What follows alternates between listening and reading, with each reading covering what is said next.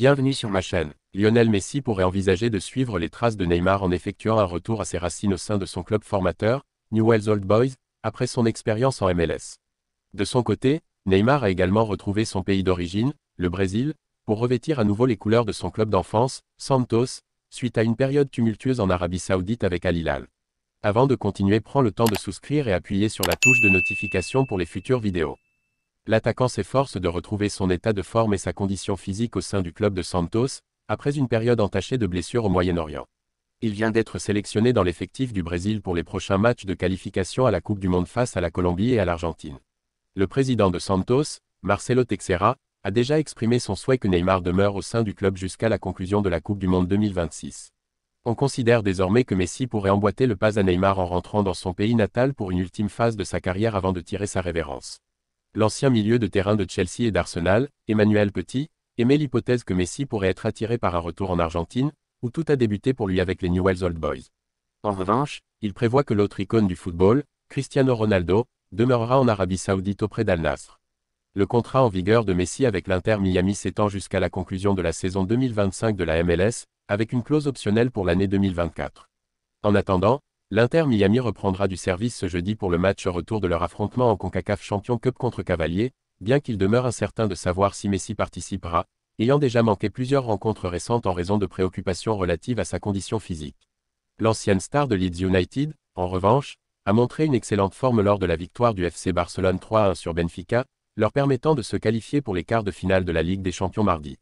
Le Brésilien totalise désormais 11 buts et 5 passes décisives dans la compétition cette saison, se rapprochant à 3 unités du record de buts établi par Messi lors de la saison 2011-12 avec le FC Barcelone. Rafinha a déjà reconnu avoir frôlé l'abandon du football en raison des pressions et des défis rencontrés tout au long de sa carrière. Aujourd'hui, il occupe le poste de capitaine au sein du FC Barcelone et connaît une saison qui pourrait lui valoir un ballon d'or. L'ambition des Blaugrana de décrocher un nouveau titre en Ligue des Champions repose en grande partie sur ses efforts acharnés. D'après les analyses d'Opta, Rafinha a désormais surpassé tous les autres Brésiliens en matière de buts inscrits lors d'une seule saison de Ligue des Champions. Cette liste inclut d'éminentes figures telles que Kaká, Rivaldo et Neymar. Le FC Barcelone, en tête de la Liga, devra compter sur une forme optimale de Rafinha lors de son match contre l'Atlético de Madrid, actuellement 3e. Par ailleurs, la prestation éclatante de Lamine Yamal lors des huitièmes de finale de la Ligue des Champions UEFA souligne indéniablement son talent exceptionnel.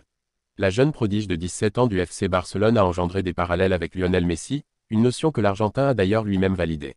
Tous ceux qui ont visionné Yamal mardi soir ont été profondément impressionnés. Il était difficile d'imaginer qu'un joueur faisant preuve d'une créativité et d'une détermination aussi remarquable n'avait que 17 ans. Il est remarquable de noter qu'en dépit de l'envolée de la valeur marchande de Yamal, atteignant 180 millions d'euros, sa naissance remonte au 13 juillet 2007.